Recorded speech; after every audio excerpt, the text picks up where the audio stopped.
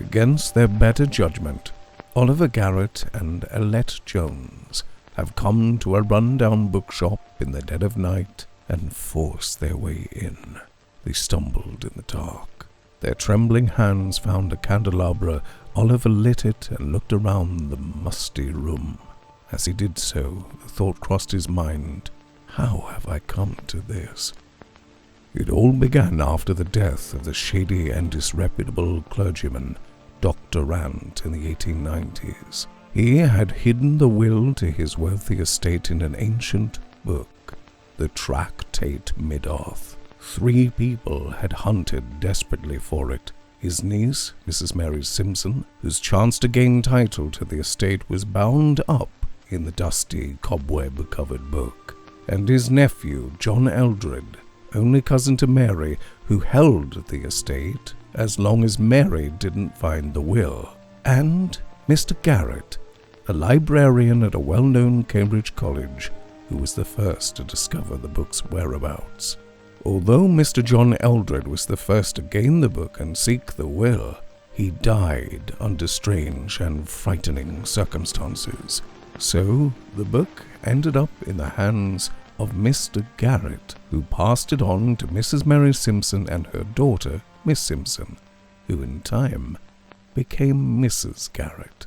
Together, Mr. and Mrs. Garrett took possession of the large but strange mansion of Dr. Rant. But their successes were marred by tragedy. Shortly after their son William was born, both mysteriously disappeared, along with the Tractate Middoth. Bereft of his parents, William grew up and went on to study at Cambridge, where he too became a master of ancient texts. In time, he met his true love and married, and his son Oliver Garrett was born in 1929.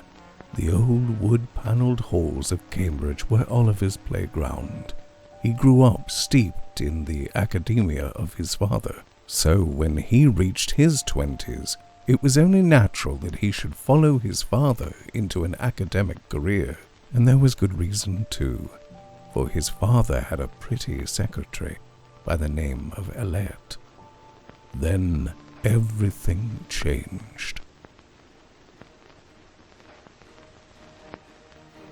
On the night of May Eve, William came to his son and told him that he had found evidence of where the infamous Tractate Middoth could again be found. He was convinced that if he could gain possession of it, it would reunite him again with his long-lost parents. He set out the following morning through the crowd of May Day revelers that swelled around the ancient standing stone in the village green that pointed irresolute up at the sky. Oliver never saw his father again. Driven now by an insatiable need, Oliver has begun his own quest to find the elusive Tractate Middoth.